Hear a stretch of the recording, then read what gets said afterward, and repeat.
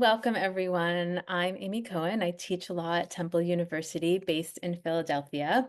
And I'm just so delighted to be facilitating this book talk on Solidarity Cities, Confronting Racial Capitalism, Mapping Transformation, which is a beautiful book published just last year by the University of Minnesota Press that uses mapping techniques and in-depth interviews and surveys to analyze solidarity economies in Philadelphia and New York and Worcester, Massachusetts. And we have two co-authors here right now to tell us that the role and impact of solidarity economies are in fact much larger than most people think. So let me just quickly introduce, we have Marianna Pavlovskaya, who is a geographer at Hunter College and CUNY Graduate Center. Her work focuses on urban geography, feminist geography, and critical GIS, Geographic Information Science. Her projects include examining poverty and work-related gender migration in post-Soviet Russia and alternatives to capitalist finance in the US. Among many other publications, she's the co-editor of Rethinking Neoliberalism, Resisting the Disciplinary Regime. Craig Borowiak, I'm mispronouncing your last name. Borowiak. Borowiak, thank you, is a political scientist at Haverford. He works on capitalism and post-capitalism, solidarity economies, globalization, democratic theory, and the history of political economic thought. He's the author of Accountability and Democracy, The Pitfalls and Promises of Popular Control. And his current work involves studying the solidarity economy as a counter-hegemonic form of globalization and using qualitative and quantitative methods to assess the solidarity economy's impact in different regions and regimes. All right, and let me just, because I'm really hoping Stephen Healy will jump in. So I'm going to go ahead and introduce him now. He is a geographer at the University of Western Sydney. He brings Marxist and psychoanalytic theory to a range of engaged projects, healthcare reform policy, cooperative and regional development, and also the solidarity economy movement. He's currently working with others about challenging how we think about waste. He's the co-author of Take Back the Economy, an ethical guide for transforming our communities, and a founding member of the Community Economies Research Network. So thank you again. Oh, there's Stephen just texting. Hopefully he'll pop in. Thank you again for being here. We're delighted to learn about the book. And so I'm going to turn it over to both of you to talk about the book project. But one of the things we've told folks who are gathering here today is that the book is part of a broader community economies movement. And I'd just be really delighted if you could talk a little bit about that. What is community economies and how it helps shape the thinking and the writing of the book project? Sure, I can briefly start, and maybe Stephen can elaborate more when he joins in. But community economies framework is kind of a long-standing, by now, a theoretical tradition, which was developed to a large degree by feminist geographers, Julie Graham and Kathy Gibson. So they wrote their seminal books such as The End of Capitalism, as we knew it, and also post-capitalist politics under the pen name of J.K. Gibson Graham. And basically, what they proposed to do is to kind of think about economy through both Marxist and feminist lens, and to see how the economy is not one single monolithic homogeneous thing, but the one that always consists of different economic practices, different logics, and different aspirations. So in particular, they were critical of many of us looking at capitalist societies as entirely and totally homogeneous, capitalist from the beginning to the end. What they were saying is that in any capitalist society, there is always a whole bunch of economic activities that do not follow capitalist logics. And most obvious examples include social reproduction, for example, right? And then many other economic activities informal ones, for example, in communities, in households, and also what people organize as a component of we call solidarity economy, for example.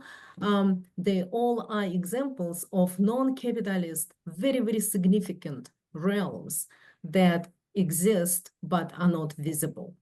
And so they also were a particular adamant about focusing our gaze on what is called community economies. And community economies are non-exploitative economies, the ones that kind of foreground livelihoods, cooperation, and all these good things, like they are part of the world that we want to live in, but we already live in it, at least to some degree. So that kind of framework was very important for at least three of co-authors, including Maliha Safri, who is an economist from Drew University, by the way. Thank you. I think I meant to mention her as well. I appreciate that. Yeah, heterodox economist who studied with Julie Graham at UMass Amherst and was kind of trained in this anti-essentialist economics perspective. Then for Stephen Healy, who is geographer like myself, right? And for myself, becoming familiar with this scholarship was really like that defining. For me, it was this kind of amazing moment of thinking about post-socialism as not transformation of state capitalism, state socialism into capitalism, but much more a textured and interesting transformation. So we kind of were very excited to use this lens to study solidarity economy movement. And Craig Borowiak here brings political science perspective on that we were able to kind of fruitfully combine, I think, with the view of diverse economies and community economies. Craig, do you want to add something to it? I'll just say that my origins in the project were not the community economies perspective or the diversity economies perspective, as we sometimes refer to it, but have increasingly become so. They were my origins weren't there, but I've fully embraced this framework. And for me and for my students to whom I teach the paradigm, it's experienced as a sort of relief that so long as you're thinking about the capitalist structures in our world as monolithic and uniform, and just a huge weight on one's shoulder, it's hard to know how to intervene in the world in a meaningful way. But once you put on some different lenses and see that there's a great diversity in economic forms all around us, and you start to see all the possibility, and you see that it might be the norm, but it's not the reality. Suddenly, there's a new space for intervention in the world. I see this; my students sort of lighten up when they have that realization. And also, an insight that I think I associate with perspectivism, sort of an understanding of class, and how we, instead of thinking of class in terms of, again, monolithic structures, you are the working class, you are the bourgeoisie, the proletariat, the professional managerial class, or whatnot, to think about how each of us functions in different ways in different sectors of our life. And how we are managing the surplus in the economy in different ways, as a consumer, as a producer, as a service provider. There's so many different ways that we interact with the world, and it can't be reduced to a singular class position or multiple class positions. And in each of those, we can choose to be ethical or not. We can choose to ethically engage with the surplus in the economy, or we cannot be ethical. So that's some things that for me, the community economy perspective has really opened up, and it certainly informed the book project. Great, great. With that, do you want to talk a little bit about the book project? Sure. Maybe I will share my screen. Yeah, that'd be great. If I can. Let's see. I'm going to actually do one. So are you looking at? I'm guessing you can see this. Yes. Yes. So this is before the book was published. This is forthcoming. The book is now out. And so the book project came together. I guess there are different stories because there's 4 co-authors, and in one way or another, all of us were engaging questions of alternatives to capitalism through the community economies lens or related kinds of lenses. And at some point, we found one another, and I think for all of us, a primary objective was to challenge the way people think about alternatives. Instead of thinking of them as niche, the little niche spaces in the economy, to think about them as real. So we wanted to demonstrate that the solidarity economy is large and it's meaningful in the economy. And that's for people who are maybe skeptics, who were sort of maybe dismissive of. We wanted to show that what the space, the footprint of it is. But beyond that, we were also encountering in our work with solidarity economy movements, some competing sort of perspectives on the racial and class divisions and economic divisions in our society. I was encountering, just to speak for myself, challenges to the solidarity economy, saying, you know, how is this helping people of color? How is this helping low-income communities in our neighborhoods? And there's a tendency for people who are trying to build economic alternatives to not want to talk about that as if it's dirty laundry. But at some point, it becomes a hindrance to the movement if we're not confronting racism that might permeate into the movement. And so another objective of this project was to really engage the racial and economic fault lines in society and how the solidarity economies relate to that. So I put here just a couple guiding questions. You know, how large, we were asking how large the solidarity economy is, how do they relate to modern cities in the fault lines? Are they forces of emancipation? Do they reproduce underlying inequalities and exclusions? And I thought, you know, Marianna, please jump in if, you know, when you feel. Yeah, I just can I just add to Yes. what you said right now? So yes, so in the context of the United States, the question of race is absolutely paramount, very, very important. And when we started working on this project, we included racial variables as a kind of analytical perspectives for the distribution of the solidarity economy that we wanted to study. Like that was in the proposal to the NSF that we written in 2014, right? So that was a long time ago. However, during this time, like between 2014 and currently, there was very, very important development, at least within the discipline of geography, which is emergence of huge literatures on Black geographies and also racial capitalism literatures that were kind of part of different disciplines.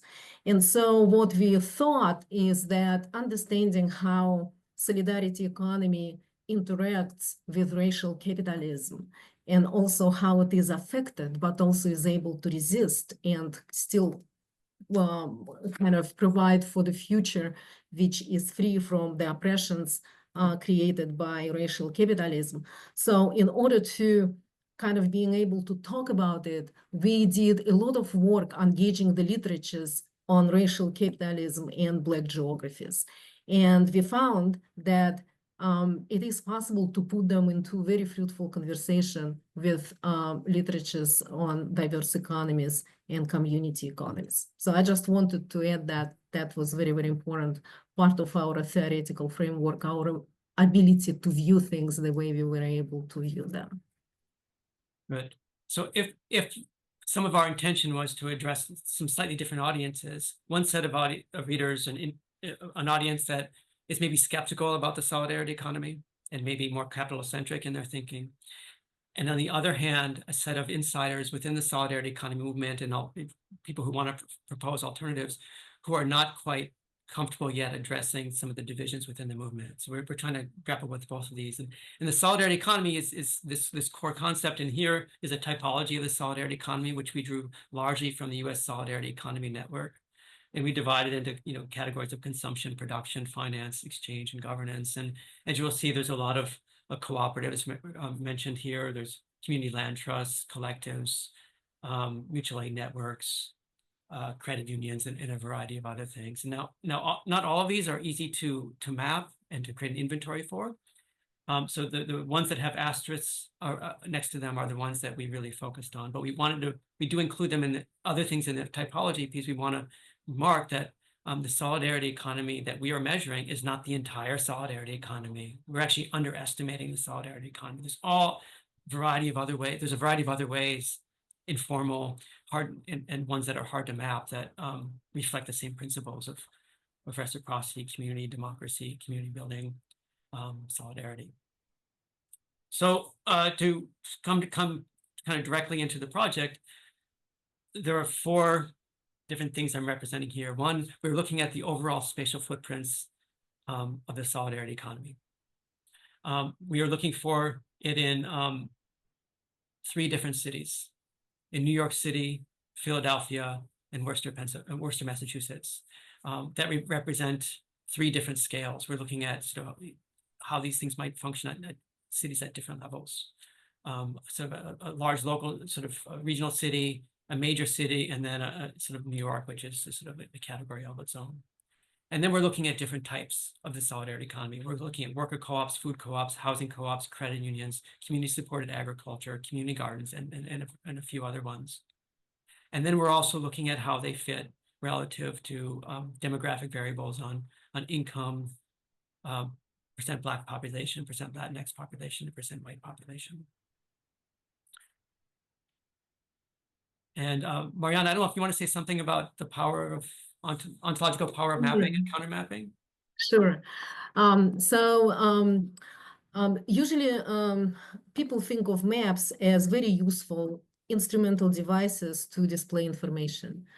But within critical cartography, critical GIS field, we think of maps as being more than that. They are devices that show facts, but they also possess what we call ontological power, which means the power not to just reflect the world, reflect the facts, but also create the world by putting on the map things that may not have been previously seen and understood and known by people. So, maps in this capacity to make the worlds can be conservative or they can be progressive. For example, hegemonic maps, like maps, you open your Google and you see all these commercial establishments, or the maps created by homeowners loan corporation in the middle of the 20th century, which are now known as redlining maps, right? So then maps created by colonial powers when they were coming to colonize the territories of indigenous peoples in different parts of the world. So all of those are examples of maps that actively support and actually help to reproduce the hegemonic oppressive order. At the same time, maps also can help to challenge this order and sometimes dismantle it, and also show things that can be done in different ways. So then all these kind of mapping practices are known as counter mapping projects. And originally, the term came from the experience of indigenous people to map their land rights versus the property rights established by Western powers.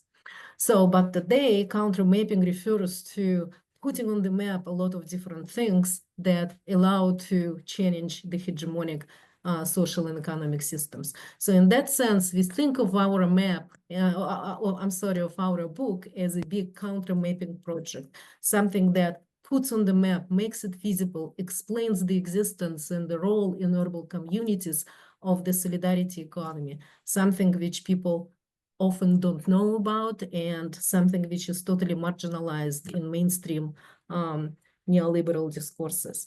So also, it's like why it is important to map solidarity economy.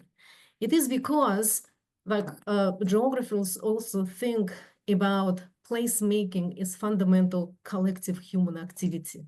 Different communities make place the way they want this place to be. Different institutions make place always according to their purpose. So racial capitalist institutions make place and produce our cities as divided cities, as cities of the gentrified city and disinvested city, right? This kind of dichotomy, this is what usually is produced by forces of racial capitalism. But alternative institutions, including solidarity economy, make place and produce urban space in a totally different way, based upon logics of solidarity, cooperation, often collective ownership, non-exploitation. It means that they make place very, very differently. And this is what we can show by putting them on the map, because map links people to place, allows them to understand and see place in a very, very different way. And I just want to add one more thing, maybe we can talk about it later, that mapping also is not just the act of producing a map. It is a whole process. It is a research process. It is a social process. It is a process of thinking, theorizing, conceptualizing, interacting with colleagues, with communities, with people whose existence you are trying to map. So it is very, very involved process. And the result of it, like in our book, it is a series of maps. It's not the end of it. It is just the beginning. And we made like many more maps that we could possibly include in this book. And so hoping to continue this process in the future research projects. All right, that's a long lead up. Let's show some maps. So here's our first map. So in this map, we have taken our inventory of the solidarity economy entities that we're studying, and we placed them on the map. And you see the three cities: Philadelphia on the left, New York in the middle, and Worcester to the right. And the first thing I think to note here is that the spatial footprint is significant. There are solidarity economy entities across wide swaths of these cities. Now, they're not the same everywhere, but they have a very significant footprint. And for those who want to cast these things as small little niches in little corners of the city, that's just simply not accurate representation. So there are significant footprints. It's also very diverse. So the different colors represent different categories. And at some point you see that there's a lot of dots on top of each other. And so that, makes us think, well, where are they concentrated? So it's equally concentrated everywhere. And we ask, well, where is it concentrated? So then we've produced a density map showing where the solidarity economies entities are most densely located. And even this is maybe not a fully representative map of the density. So Marianna brilliantly came up with the idea of doing a three-dimensional map. So here we make it three-dimensional, and you see that these peaks and valleys are indications of where solidarity economies are most dense and where they are not. Yeah, I call them peaks of solidarity. Peaks of solidarity. We also call them hotspots, indicating where the concentrations are the most heat in a good way, maybe. And from there, we thought, well, we want to understand, where are those hotspots? Where are those peaks? Where are those valleys? But especially, where are those peaks? And we were able to circumscribe them with set certain parameters and identify particular hotspots in each of these cities. Here you see the outline of one in Worcester, and you see some in Philadelphia, and then you see a few in New York City. These are the spots where solidarity economy is most concentrated. You see some neighborhoods. Depending on where you live, you might recognize some of those neighborhoods. So that's a start, and then we need to analyze like the significance of those locations. So we thought, what if we looked at those hotspots in reference to the demographic variables in the city? So here on the left, this is Philadelphia. You see, this is median household income indexed to poverty. So the lighter the color is, the poorer the neighborhood is. So the lightest color is a family poverty, the poverty line for a family of 3. The next lightest color is poverty line for 2 times the poverty line, then 3 times the poverty line, and 4 times the poverty line. And so one thing that you note in Philadelphia, that is also true in the other cities, is that there's a significant concentration of these hotspots are significantly overlapping with these areas of high poverty. They're also in the central business district of Center City, but you see them significantly in these poor neighborhoods. And Marianna, do you want to explain the racial map on the right-hand side? Oh, sure.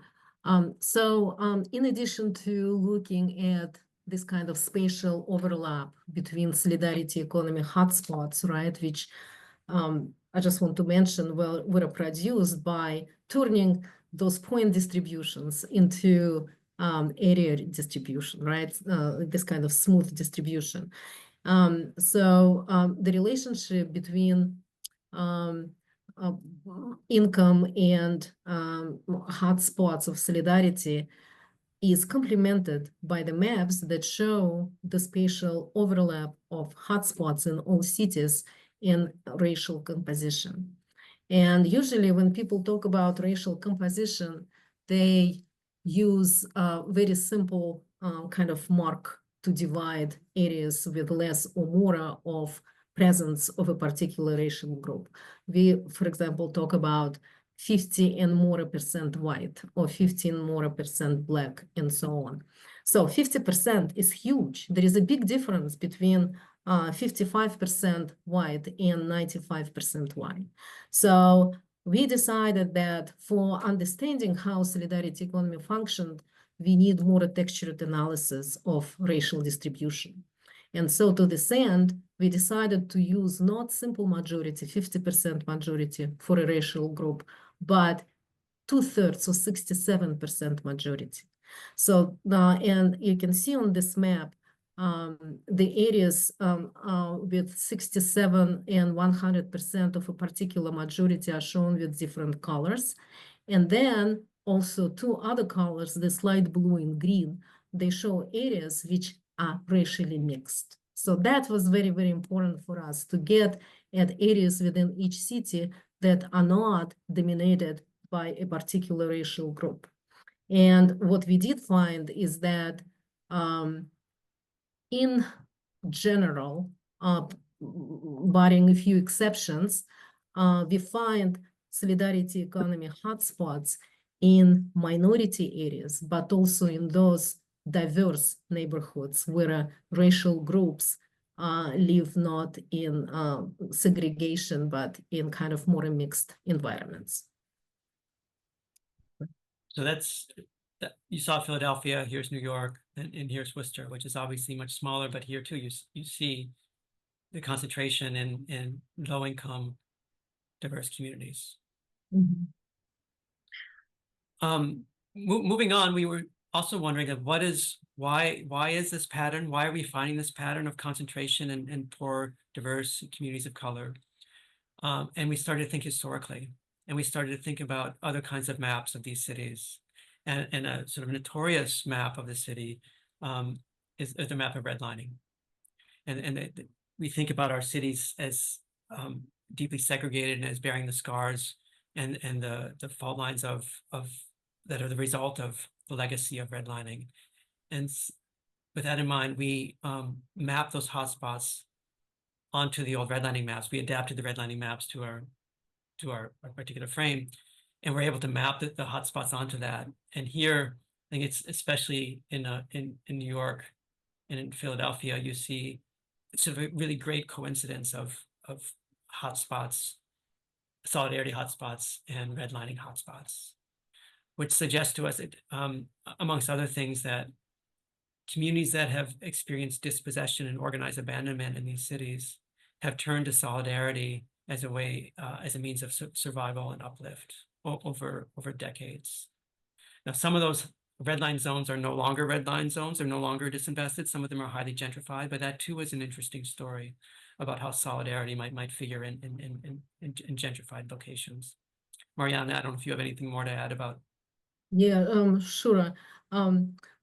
So when those maps were first created, it was like this feeling like, oh my God, like what I'm looking at is something that we haven't been able to really think about in very concrete terms before. And I think what is very important about those maps is that they indicate to us that human solidarity did not start several decades ago when solidarity economy movement, right, that we also focus on, has developed and became an international movement. human solidarity in US cities, segregated and disinvested neighborhoods, where are places where human solidarity has been producing solidarity economy for a very, very long time ago. We are talking about a span over 100 years at least. This is very, very significant. So what it indicates to us is that our cities in the United States have always been built with human solidarity as much as they were built with racial capitalism. So, but we see cities built by racial capitalism illustrated by neighborhoods, as I already mentioned, that are gentrified or are totally disinvested. But we don't see the solidarity city, which also exists and is on our streets and surrounds us. So as a result, we look at all these like practices of mapping as a strategy to make visible and learn how to see solidarity cities and start thinking and explain and value their role in surviving and helping urban communities survive, but also build the world which is not defined by racial capitalism. Just to build one point onto that, with regard to counter mapping, think about this. We think about the significance of this kind of map, where you have the redlining map, which characterizes these locations as the red lines areas as areas of danger and of lack, and we might contemporarily think about them as areas of poverty and absence. And what mapping the solidarity hotspots, solidarity economy hotspots does is it shows that those are also areas of abundance. And to resist that characterization of these spaces as just spaces of devastation, and this is a way to start acknowledging, the creative solidarity and creation that's happening in some of these locations. Okay, so these general patterns were a big part of the project, at least the first parts of the project. We were also interested in identifying patterns and disaggregating the different sectors of the solidarity economy. So not just the hotspots, but looking at how different sectors perform within these cities. And we identified 3 sets of patterns. First, fault lines that are in the city and that maybe manifest in the solidarity economy itself. We also developed this idea of edge zones, or what we elsewhere called ecotones. These are spaces that are spaces in between sort of highly segregated neighborhoods, spaces of great intermixing and contact zones. And those become really relevant for some of our findings, in some of our findings. And the third pattern that we identify is a sort of a bulwarking pattern, where solidarity economies are providing a bulwark against a gentrification to the one side and blight and disinvestment on the other. So we show a few more maps. Looking at CSAs, community-supported agriculture pickup spots. So CSAs are typically involve farms outside the city, and then they bring their produce in, where people can pick up a box. And then the idea is the sharing, the bounty, or whether it's a good bounty or bad bounty, you're sharing the risk and benefits with the farmer. And we were able to identify pickup spots in our cities and then map them. And in this case, we have them mapped against the percent white population in New York City and in Philadelphia. And it's pretty striking how the correlation between the pickup spots and the highly concentrated white neighborhoods. Or to say it in inverse, the relative absence of CSA pickup spots in predominantly non-white neighborhoods. We then mapped community gardens, which is another facet of the alternative economy movement, and is often seen, in line with the CSAs as part of that movement. And we find a very different pattern, almost a mirror image. We find high concentrations of community gardens in highly concentrated Black neighborhoods and highly concentrated Latinx neighborhoods, suggesting that they're addressing different populations and they may be serving different functions, and that there are fault lines within the solidarity economy that need to be confronted. Now, in this particular slide deck, I don't have New York City or Worcester, in the slide deck, but the pattern is more or less the same, with highly concentrated community gardens. Gardens being highly concentrated in these communities of color, where CSAs are not. Marianna, I don't know if you had anything to add. You're muted. Sorry. Yeah, I think what is also very important to kind of understand, and this is what we were doing in this book, is that we were using maps not only to create visualization. We were using geographic information systems and spatial analysis as one of the very important analytical tools. Not the only one, but the tool, for example, that allowed us to calculate how many of those CSA drop-off places are located in majority Black neighborhoods or in majority white neighborhoods, not just by looking at the map, but by producing effect about the solidarity economy. And we were able to do it for community gardens and for all other different models, as solidarity economy movement calls them, types, organizational types of the solidarity economy. So in that sense, this kind of analytical advantage that spatial analysis gives you is very, very important, because it allowed us not only to describe solidarity economy visually and verbally, but also to make analytical statements. And this is part of creating an ontology of a social phenomena, right? So this is not something that is just somewhere in imagination and people just talk about it when they have time, but this is a social phenomena which is strong, present, and now this is what we know about it. Great. Okay, which brings us to the next pattern, which is one of edge zones. In this case, I think it's most visible in the maps of Philadelphia, which I have displayed here. And this is a map of cooperatives of all types, not credit unions, except credit unions, in the city of Philadelphia. And we weren't sure what to expect when we were mapping the cooperatives. And what we uncovered is that cooperatives are not located in predominantly Black neighborhoods. They are not located in predominantly Latino and Latinx neighborhoods. They almost like skirt the edges of those neighborhoods without going into those neighborhoods.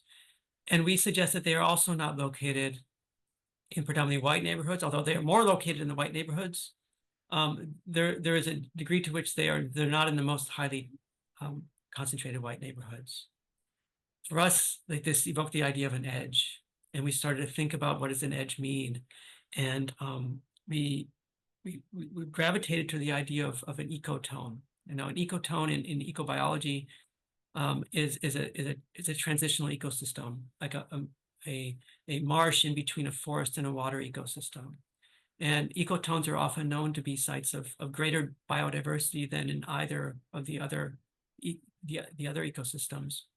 And we like that idea, and the idea of thinking about how these racial edge zones can be very rich spaces for solidarity building. And so we work with that concept. And then we went and did some analyses, local analyses of these particular edge zones. Here, this is the one on the left is West Philadelphia, and the one on the right is Kensington. You can see them sort of on the edge to see what was going on. And we found that it was not a single story, it was actually multiple stories. In some cases, the cooperatives originated out of that diversity.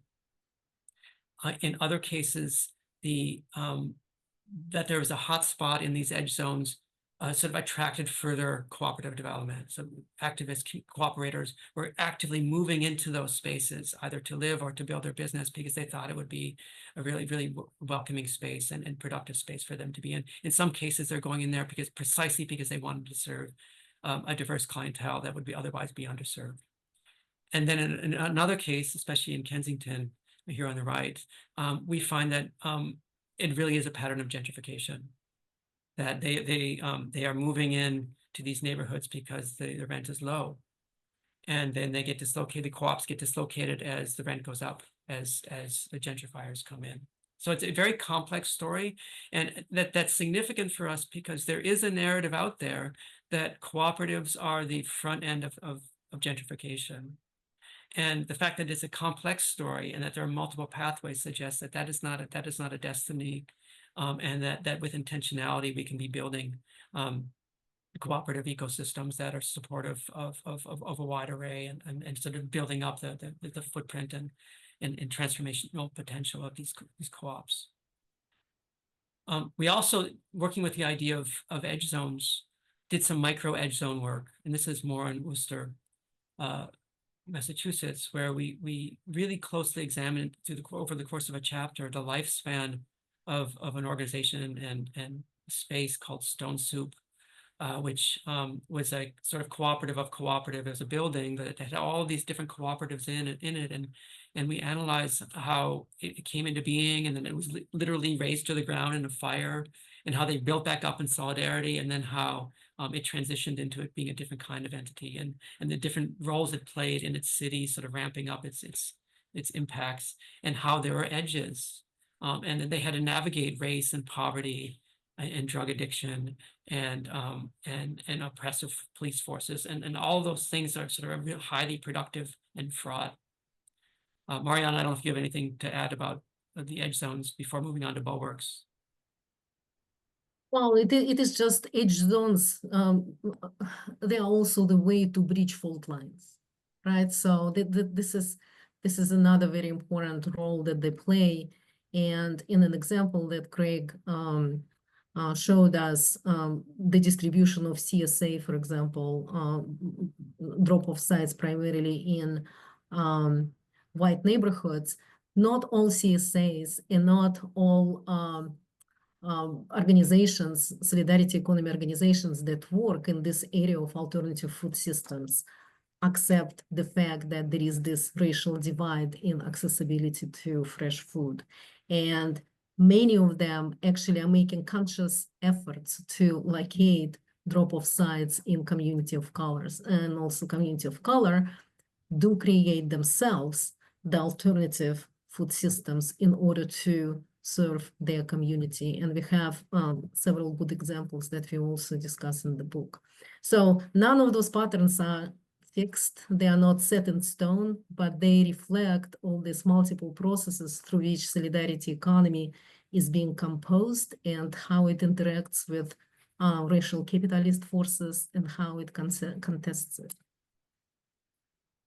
Just one last slide for you all. And that's this one, which is not as colorful, but it's just the idea of, Marianna, I don't have the credit union slides to show, I'm sorry. Solidarity economies as bulwarks. And this is a pattern where we explored, in particular in New York City, how the solidarity economies provide protections against predatory finance. They provide protections against exploitation, and they provide protections against housing-based gentrification. And there we looked at affordable housing cooperatives, worker cooperatives, and Black church-based credit unions. And Marianne, maybe I can turn to you to explain the bulwarking pattern. Yes, so actually this is one of the strongest patterns, because remember those maps when we showed that solidarity economy forms concentrations or hotspots in the neighborhoods which have this kind of long history of disinvestment and marginalization and organized abandonment. And all those institutions here, including affordable housing cooperatives and worker co-ops themselves, right, and Black church, and in general credit unions, were the ways for communities to work against those marginalizing forces. And we can see it in contemporary geographies. For example, affordable housing cooperatives in New York City, that was our case study because it has the largest number in the nation of those cooperatives, were created in different time periods in the 20th century. Some were created at this kind of like co-op city, which is, I believe is on this photo, was like state subsidized large scale housing construction for working class populations. And then in addition to that, we also have very small buildings that were converted to housing cooperatives because of the crisis in 1970s. Buildings were practically abandoned. And so what is happening today is that people who originally inhabited those buildings are able to stay in them despite the fact that those neighborhoods are actively being gentrified. And those patterns are very, very clear. There is a lot of market pressure in urban areas, especially in the market like New York City, to demutualize, to convert those affordable housing cooperatives into condos or market rate co-ops, which means that people who live in them now would move out. They would cash in, right? But then they would move out. And they would lose their place to live. And what they also would lose is the ability to do other things in their life, like accessing education, for example, having a job, which also leaves them time to spend with their family, raise children, and all this other stuff, only because they live in a housing which they can afford and the one which can be taken away from them. So there is a lot of pressure to give it up. And a lot of housing co-ops actually do give it up right now. But there are many that do not. And it is very, very interesting story in solidarity economy. And just one more thing I want to mention, because it also has very strong geographic pattern, and has to do with racial discrimination against Black people when they were coming to New York City in the first half of the 20th century.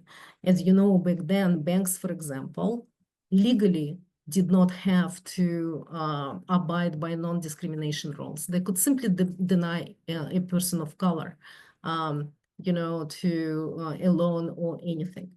And so what was interesting is that looking at the pattern of credit unions in New York City, we discovered that a lot of those credit unions, which were community-based financial cooperatives, were created by Black churches, historic Black churches. They were very small credit unions for those small parishes, but they were the ones that in the spirit of solidarity and social justice were able to support their members with collective financing. So that is also a very, very interesting story. You can see it in the maps of New York City and Philadelphia, for that matter. We don't have it in the book. And this clearly indicates that there is this potential for credit unions to tackle the financial system of racial capitalism, at least in some ways. All right. To you, Craig. Just one word about worker cooperatives in terms of our methods. Yes.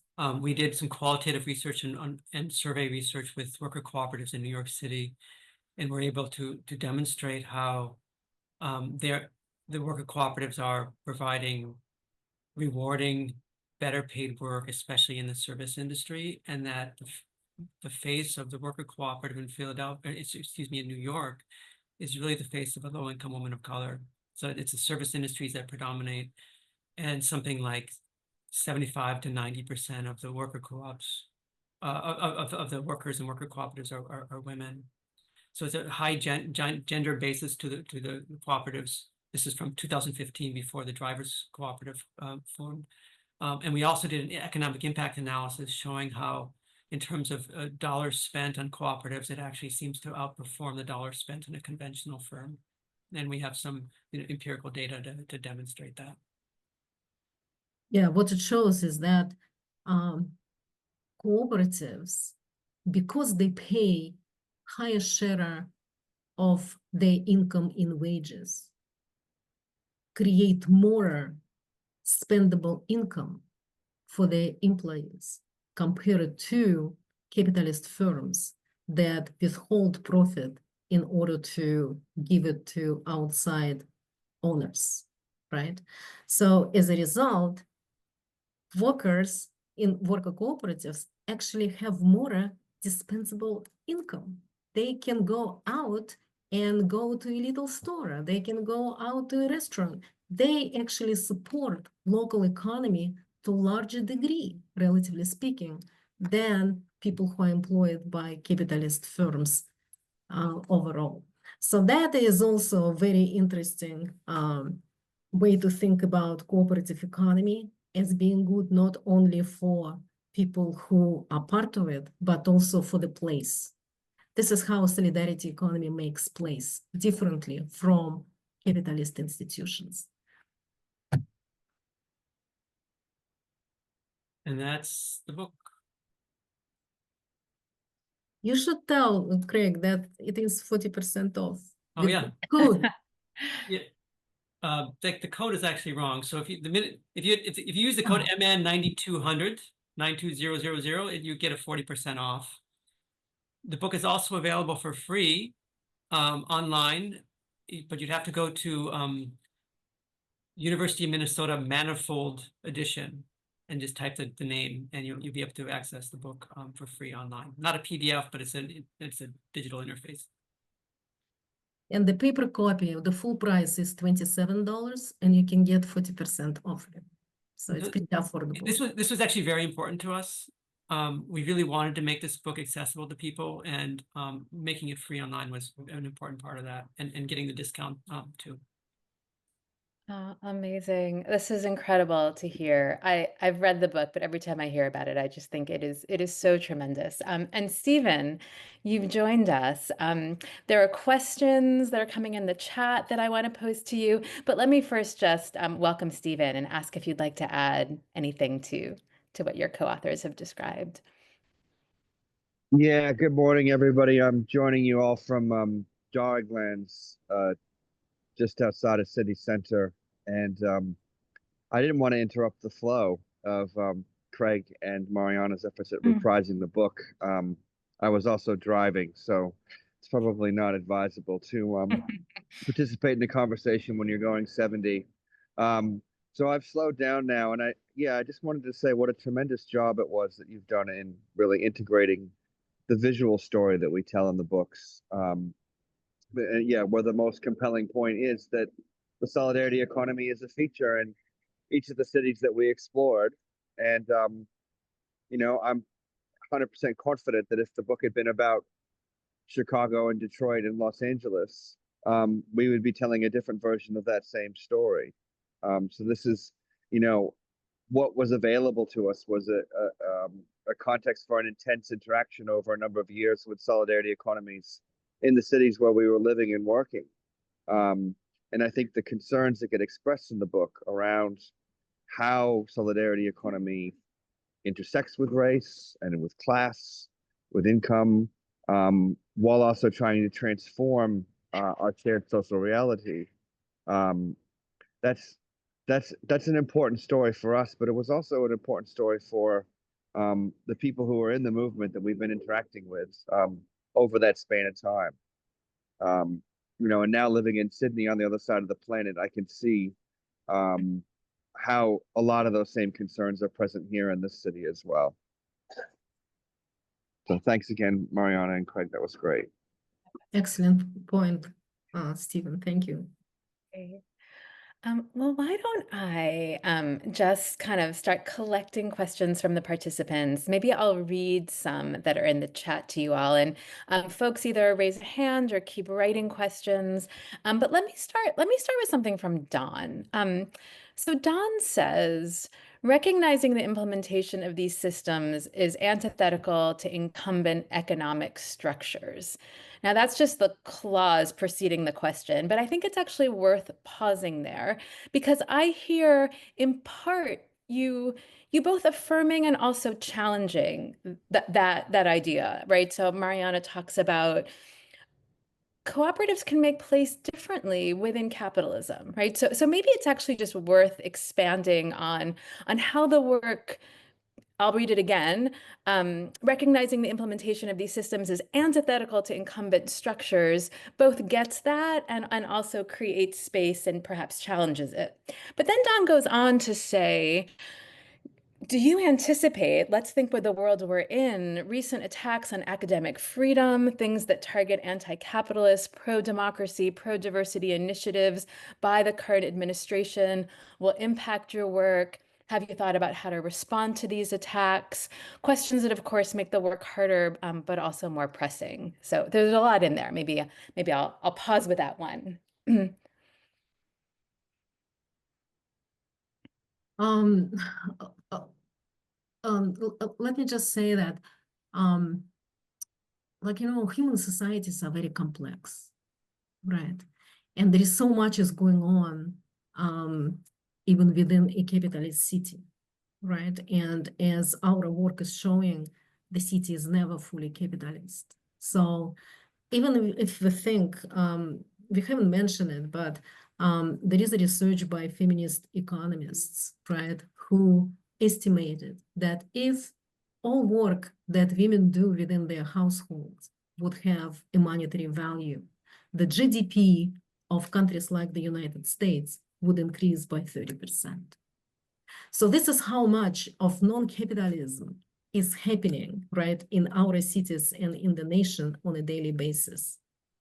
For the solidarity economy institutions, we also are showing how they have been around for very, very long time. According to Cedric Robinson, for example, right? So this is the point that he makes specifically, is that socialist institutions themselves, they predate the emergence of capitalism. So their durability and their ability to support human life has much larger span. So all this tells us that it is important to learn how to see solidarity cities, how to see solidarity economy, how to see and value social reproduction, because this is where the power actually is, right? And once we kind of start seeing them in this big scale, then the power of capitalism is going to diminish in one way or another. And of course, just seeing is not going to produce a different social reality, but it is very important way to think about the world and to think, okay, so how do I want to live my life? Do I want to live it as part of capitalist economy or part of solidarity economy? And I know that solidarity economy actually can give me livelihood, right? It can protect, my loved ones from all these disasters that racial capitalism will not. So this kind of thinking, I think, is very, very important. And also, just connecting it to today's situation, when everything started happening, right, like after January 20th, we were like, oh my God, what is going to happen with our book? And of course, we are ready to stand by our book. But then we thought that like just the scale of all these disasters is going to make it kind of push back its significance. This is what we thought. But then we started thinking, no, actually, it's the other way around, because it is in time of trouble, in time of crisis of racial capitalism, as our maps that overlay hotspots of solidarity economy on redlining show us, it is where solidarity economy actually serves its purpose. It's good in good times, right? It supports people, it shows a different way. But in times of crisis, its significance can only grow. And I don't know, maybe Craig or Stephen can chime in and also tell about this conversation of solidarity economy and Trump that we did see. So do you guys want to add to that? I'll say something very briefly. The question about antecedent institutions or existing structures is a good one. And just to give one example, cooperatives have struggled to against antitrust legislation that are based upon investor-owned firms. And investor-owned firms have mobilized antitrust legislation to keep co-ops at bay. And so that's sort of an ongoing struggle. We're all reading this book by Jason Spicer on cooperative enterprises in comparative perspective, which is really making this point. And the way to counteract that is, one way to do that is to build the profile of cooperatives, make them be more than just a small niche sort of entity in one's imagination, and demonstrate that they have this imprint and they have this social value. So that's one response to that. With regard to the current moment, like, cities have bullseyes on them. The federal administration is targeting cities. This is the time when cities need to find solidarity, build solidarity, see solidarity, enhance solidarity. I feel like our book could not have been more timely, even though there was that moment in January where, like, oh my God, this is a disaster.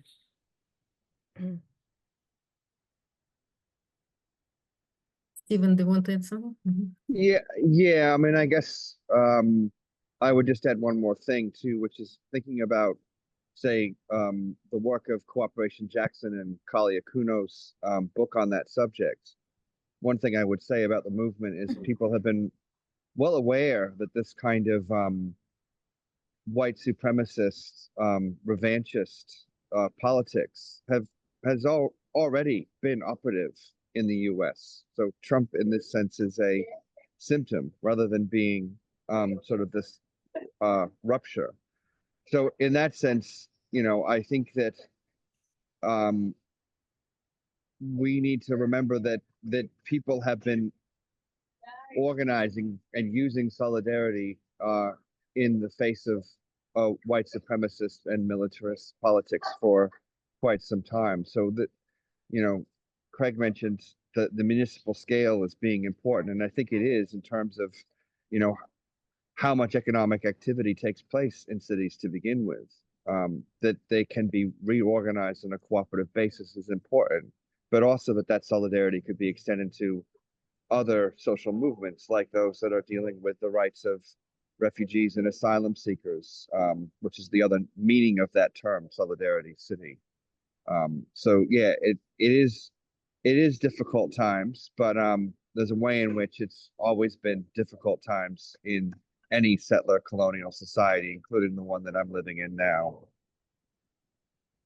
That's such a great bridge to the question I know that Matt has for you all.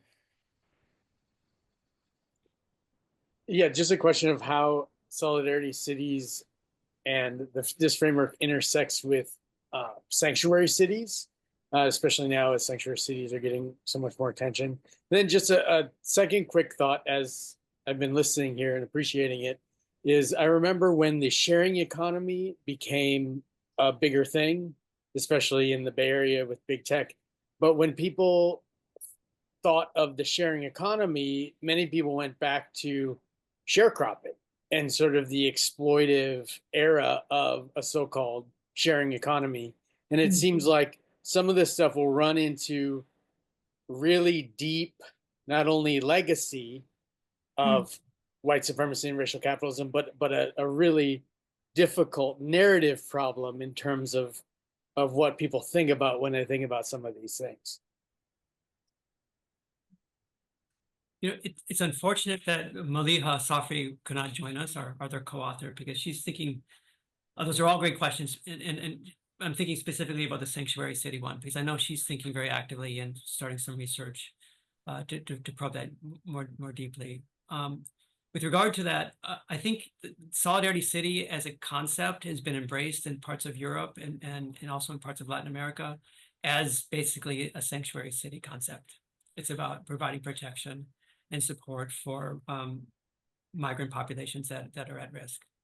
And I think there's a natural space for us to build bridges. I think our definition has been different. Like, we're focusing on solidarity economies rather than migrant sanctuary. And I think there's some work that has to be done to build a bridge. I mean, the idea of bulwarks is certainly a concept that would translate pretty effectively. I think that the sanctuary city is a concept that seems to be more in a protective mode, providing sanctuary. I think the solidarity city in the European sense seems to be more about providing other kinds of supports besides just safety, providing housing and revenue and other kinds of benefits. But I think there's a sort of natural bridge that can be built, but we have not done that yet. If I can say something up to the sharing economy, one thing that makes me think about is sort of terminological competition. Like there are several terms out there, and it's easy to get confused in the diversity of terms and concepts. And sharing economy in its early days really dovetailed with what we call the solidarity city and solidarity economy. When you're talking about couch surfing, that's one thing, but when you're talking about Uber, it's something very different. And it was really, the concept was really perverted and corrupted as far as I'm concerned. And it means something quite opposite to what we are talking about. And that's unfortunate. And our hope, my hope is that because we make norms so central to this, like the norms of solidarity are so important to our categories, that we can avoid some of those challenges, some of those perversions. Could I just jump in on top of that point, Craig, which is that I'm thinking about, and this is a bit of a bridge here, Olufemi Otaiwo's concept of elite capture. And he was really writing about how language of diversity can be controlled by particular class interests in ways that are not in solidarity. I feel like the concept of the sharing economy started out nicely, but it got captured by elite interests and became a context for practicing platform capitalism. And that's gone global. But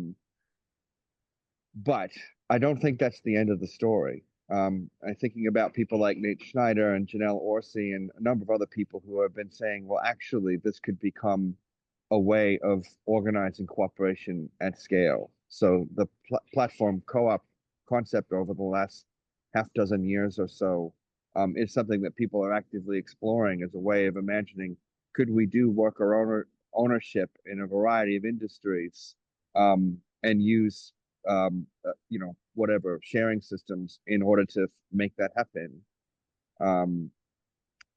So I don't feel like that's the end of the story.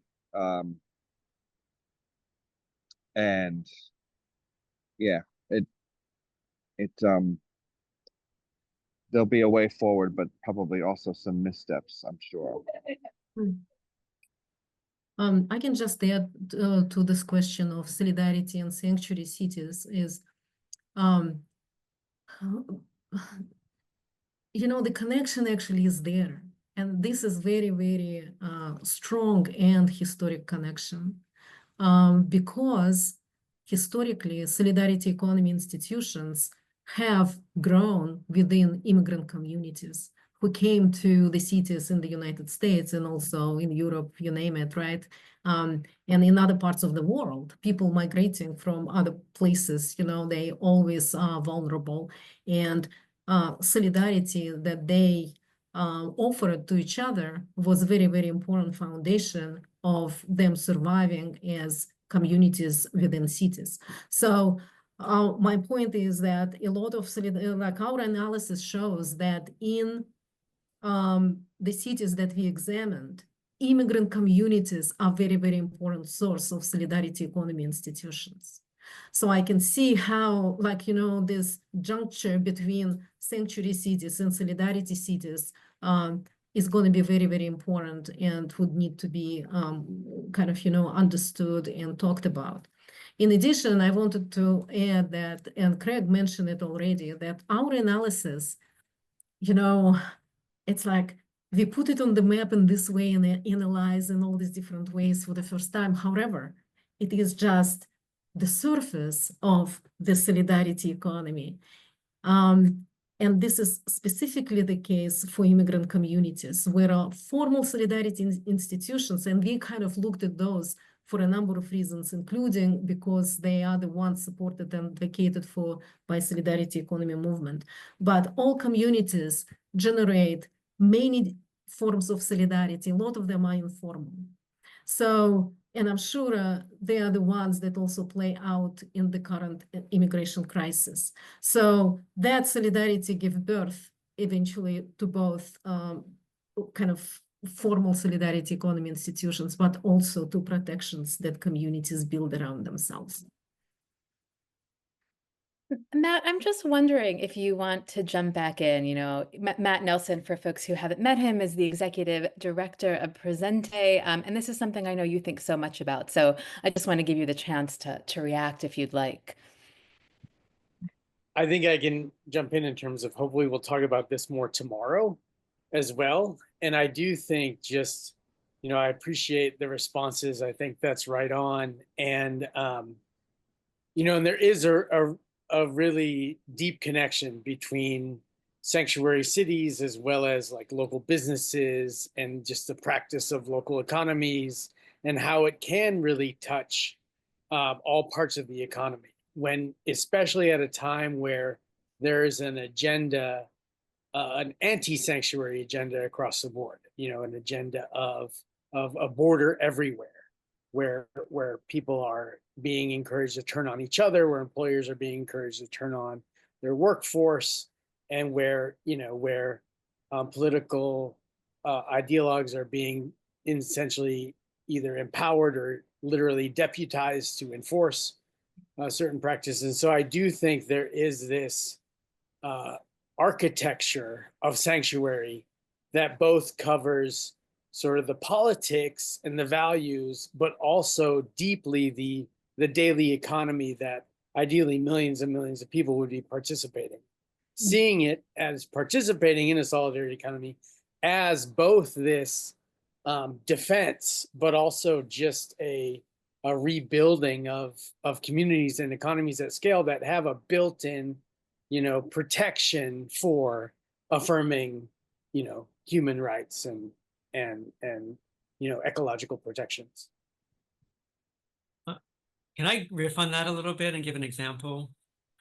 So one of the locations I work with in Philadelphia, community partner I work with, is a garden called Iglesias Garden. It's a garden in North Philadelphia. It's on what I would call an edge zone between a predominantly Puerto Rican neighborhood and predominantly Black neighborhood. And it's become a real hot spot in and of itself of activism and organizing around protecting gardens from adverse development. The land is being taken from underneath their feet by aggressive developers. And I had a conversation with a gardener there who was himself an immigrant. And I asked him about his sense of safety. This is in the context of sort of gun violence in the neighborhood. And he said, Craig, you're not understanding it properly. Like I've been living here a number of years. This is my neighborhood. But what makes me feel unsafe is when gentrifiers move in and they don't want to know who I am. They don't know who my son is. They don't know who's in the neighborhood. They just want to go about their business. What makes me feel safe is I have this community garden there, and I have community members who go to the community gardens, and they'll keep an eye on my son. And for me, that just resonates with like what does safety look like? It's not a barricade. Safety is built through solidarity. It's through community connections, building a sense of shared purpose, and often getting your hands in the dirt together.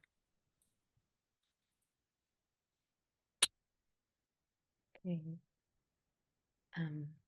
I can't see if there are. Ben, are there other people who might just want to jump in with questions? I'm not, but I think that probably people have been so engaged in the conversation that they're just listening. But yeah, let's encourage people to use the Q&A or raise their hand to get on the stack. So we do have a few more minutes before the next session. I can give another example meanwhile, while people please ask us questions. I'll pose yes. But thank you. Please go ahead. I just wanted to say that, for many years, I have been teaching this course at Hunter College and CUNY Graduate Center, which is called GIS Applications in Social Geography, right? And so what we do in this course is that I find community partners for my students, and they work with teams with community partners on a mapping project that is useful practically for advocacy that those communities do and all this kind of stuff. And it's been going for a long time. We partnered with so many different organizations in New York. And so I'm going to teach this course again after a break in spring 2026. And so I'm talking to some people, including solidarity economy representatives in New York City. And I'm like, Well, I would like to, to work with you as a partner in spring 2026 and around solidarity economy issues or whatever. And this particular person, right, who is one of the activists in the solidarity economy in New York movement. So also our former student at CUNY Graduate Center. So, and she tells me, Marianna, what is most important today is projects around immigration. So not specifically solidarity economy, but around solidarities with immigrant communities. So we are going to think about that as well. Amazing. Amazing. Ben, jump in. Yeah, absolutely. And I could see that Patricia just raised a question too, so I'll keep this brief. I just know that I really liked I really liked your presentation and your discussion, and I really liked that interaction with Matt Nelson about sanctuary cities and solidarity cities. And it just made me think about the kinds of interactions that we're fostering here with the convergence and with the next system teach-in process.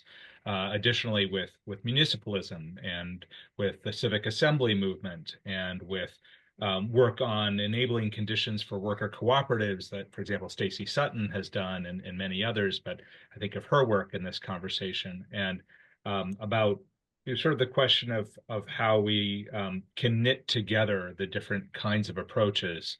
I coming at its work as a sociologist and a social movement scholar and looking at the work that you've done with GIS, and a lot of my students here have read your work, by the way, and really enjoyed it. So I'm just seeing, I'm just very happy. I just want to say I'm seeing all kinds of possibilities here. And I'm also, to the extent that any of you would like to speak to it, I'm curious about, how you engage it with other kinds of next system frameworks. So there was the abolitionist debordering, immigrant rights work. There's the municipalist work. There's the more overt sort of political approaches. There's just transition. Just how it's clear there's a lot of resonances, and you've done something very particular and very useful. And I posted something earlier in the chat about my own hometown of Madison, Wisconsin, and the Greenbush as a sort of edge zone. But yeah, I'd like to think what do you think the sort of where do you engage with these other kinds of next system approaches and projects, and wherever you'd like to take that? And I'm also seeing, as I said, that Patricia got in here as well, and Jenny too. So. Jenny, yeah, maybe should I just, because I know we have a few, should I add those questions, maybe Ben, to yours, because it's a similar theme. You've left people with a kind of pressing sense of how, right? How do we engage with allies? Jenny says, have you got ideas about how this book might be used to build stronger solidarity cities in the current US context? How can we engage with allies? Patricia says, are there certain approaches that are most transformational? I'm thinking, I love this, of building value chains and the role of municipal officers for co-op development, and also the limits of working with political structures. So maybe in our last few minutes, if you just want to leave us with a sense of coordination, allyship, how building all the things we're all struggling to do right now. I'm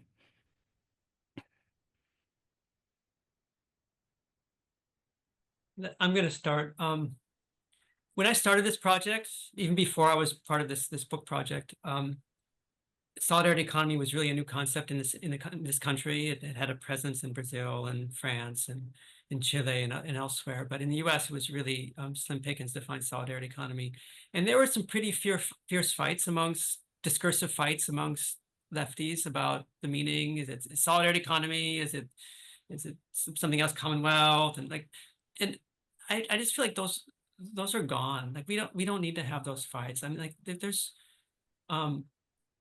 if the end is a transformation, if the end is a next system, or if the end is a solidarity economy-based economy, I mean, I think there's enough of an overlap that I'm not so concerned about those minor differences. And I think like if people are getting motivated by one concept and not another one, that's great.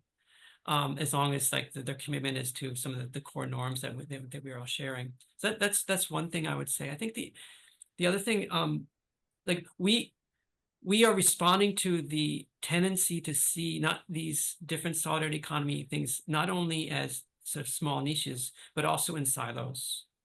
And part of the purpose of our mapping is to see them all together as a movement. And part of the work of that is not just seeing it as a movement or seeing it as a single frame, but incentivizing or inspiring people to build those connections so that, you know, the cooperative silo can link up with the garden silo, can link up with the credit union silo, and sort of trying to inspire those things. So I think like that's one way the maps can be used and the book can be used, is to like inspire people to build the connections that they weren't always thinking about. But I will also say this, the racial dimension is really important to this book. And we are responding to a tendency among some circles to neglect all the great contributions coming out of you know, black geographies, black communities, Latinx communities, communities of color, and to hold them up and to learn. So I think whatever sort of networking and building in the future we want to work towards, it has to be engaging some of those fault lines front on and seeking to build those bridges. Those are my 2 cents. Steven, do you want to go or do you want me to go? Yeah, I'm happy for you to go, Marianna. Okay, you will be next. My thinking about all this is like 2 ways. In terms of solidarity economy per se, there is certain tangible thing going on here because it is a social movement. Okay, so there are solidarity economy organizations. They include not only worker cooperatives, right, but include also community gardens, credit unions, or whatever. So there is this already desire to reach across a project, right, across a silo, and build this kind of collective strength, which in many ways is already there. Okay, and as a result, kind of really looking at solidarity economies in different cities, for example, but not only in cities, in rural areas as well, right? If you calculate per capita, there are more co-ops in rural areas than there are in cities, by the way. So then it kind of become possible to imagine, right, where to look. Like for students, I'm thinking also in terms of education, our students don't know what worker cooperative is. They have no idea what credit union is. They would not know that the United States actually a world leader in credit union movements. We have here in this country now about 150 million credit union members, which is like half of the population, working age population. Nobody even kind of imagined the radical potential of it, right? But this is what needs to be known, talked about, so that people understand, oh, we are actually in the same boat. We can work together. We want to build a different future. And I just wanted to kind of, yes, and a diverse economies approach, community economies approach allows us to see all this diversity, right, as valuable and as potentially powerful, already powerful and significant, and kind of talk about those connections. But I also wanted to mention the expression by Ruth Wilson Gilmore, right? And you guys, I'm sure, know her name. She's this prominent abolitionist activist and also geographer, right? And she actually says that all fragments and pieces of the world that we want to be are already here. So we need to see them and put them together. This is what we need to do. This is like a very, very important message coming from another very radical and extremely important tradition that we also want to listen to. Thank you so much. I have to jump in because there are some people who are popping in, and they're popping in because we have another session that's starting right about now. So I just want to give Amy you the chance to thank everybody, and we're going to keep rolling with recording and shift gears. But really appreciate everybody taking the time, and and sharing your work and so on. So Amy. Oh, well, thank you all. Thank you to Ben and the whole team at GMU. This is an enormous undertaking that folks have put together, and we encourage you to stay and come back tomorrow for a big organizing day. I hope you all go out and get this beautiful book. Thank you, Stephen and Craig and Marianna. It was so inspirational to get to hear from you and learn from you. Thank you all for showing up, and onwards. Thanks a lot, everybody. Thank you so much. That was so fantastic. And also to learn about the work which is being done within the Next Systems project. Like for me, it was really a fantastic opportunity. I want to talk more. Do it. Yes. Stay. Thank you.